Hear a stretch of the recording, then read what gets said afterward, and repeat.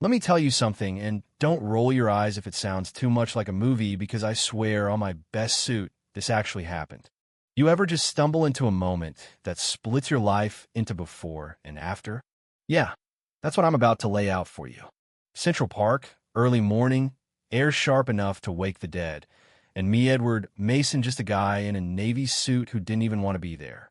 I'm telling you, if my investor hadn't canceled last minute, I'd have never seen what I saw: two little girls in matching pink dresses, alone, one pushing a stroller, the other cradling a baby. Not a grown-up in sight. No noise, no play, just a stillness that felt heavy, the way grief sits on your chest.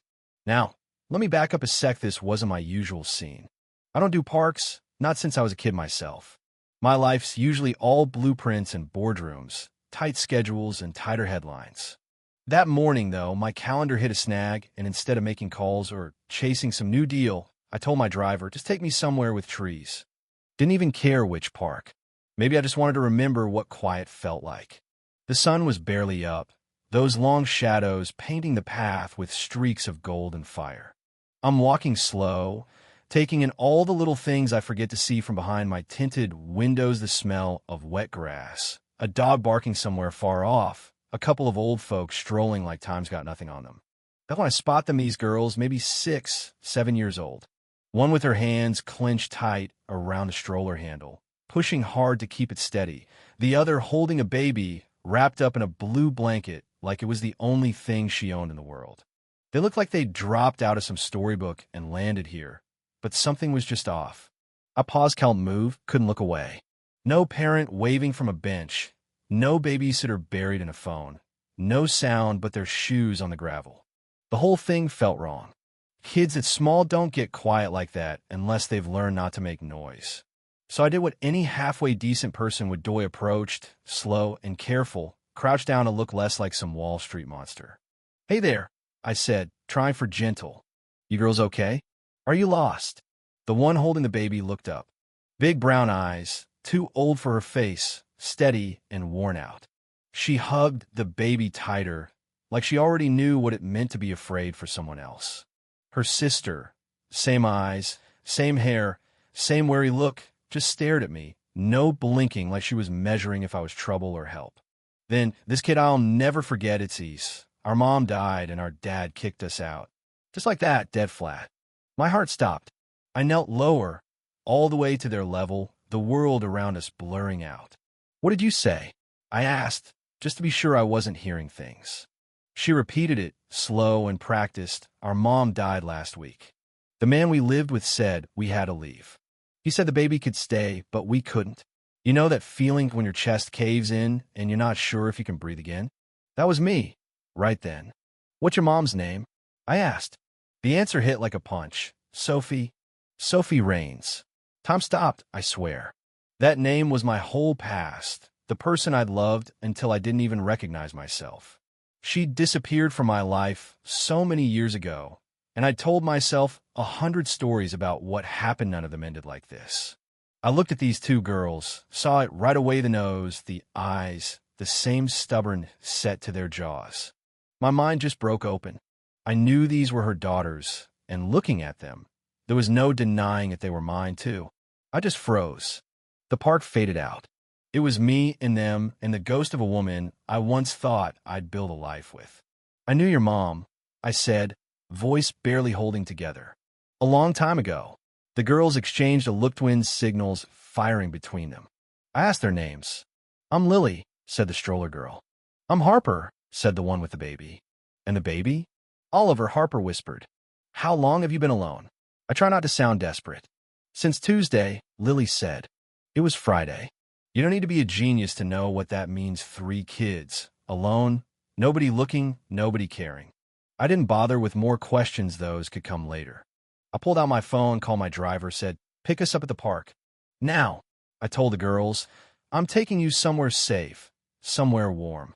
You won't be alone anymore."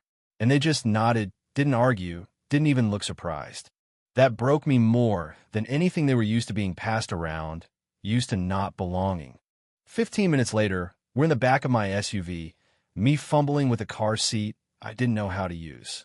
Harper's face pressed to the window, Lily's silent and watching the world whip by. Oliver asleep in my arms. My penthouse usually all glass, and silence became a landing pad for something messy and real. Shoes by the door, pink hairbands on the coffee table, a baby blanket on the couch. It didn't feel like a home until they walked in. I called my housekeeper, scrambled to make up the guest room, ordered food kids would actually eat. The girls sat on the couch like guests in a stranger's house. Too polite, too careful. "You're safe here," I told them, kneeling down so they could see my eyes. "No one's going to hurt you.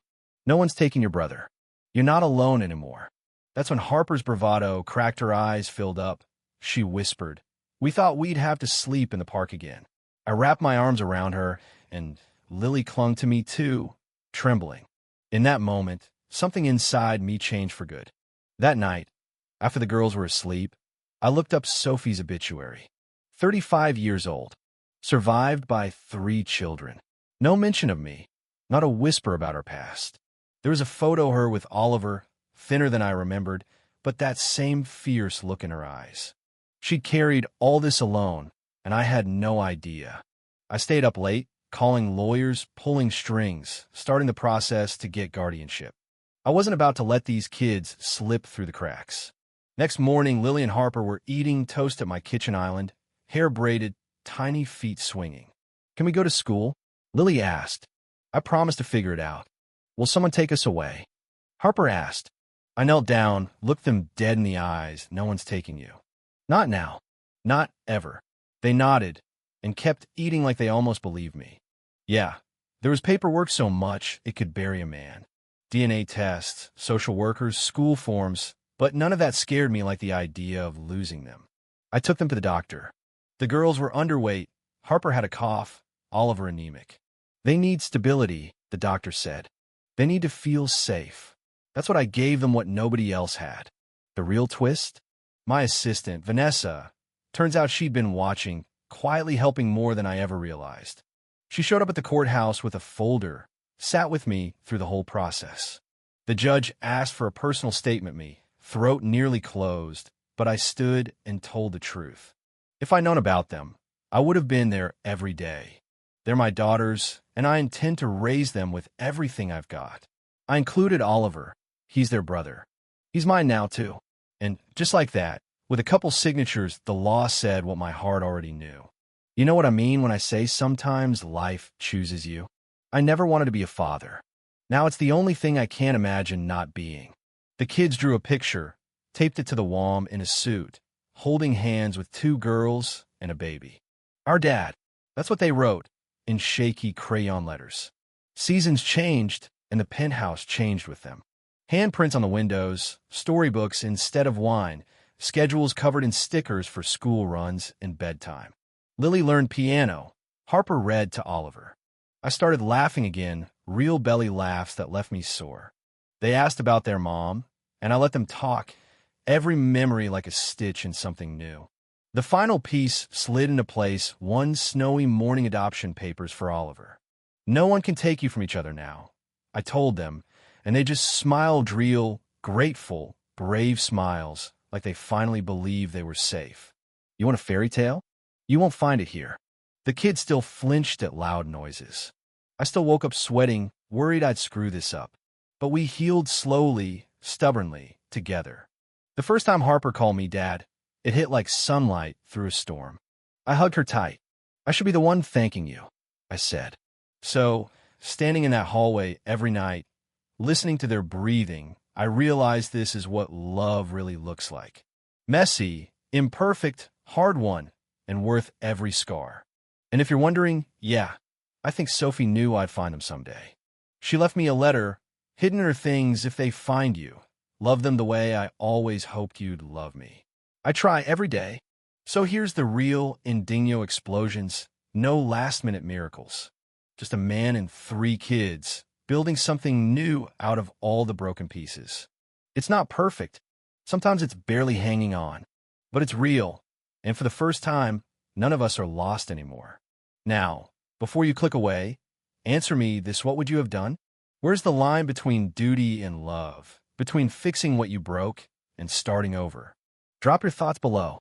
Is there ever really a right answer when it comes to family? Or is it always a little bit of hope, a little bit of stubbornness, and a whole lot of jumping in with both feet? I'll be reading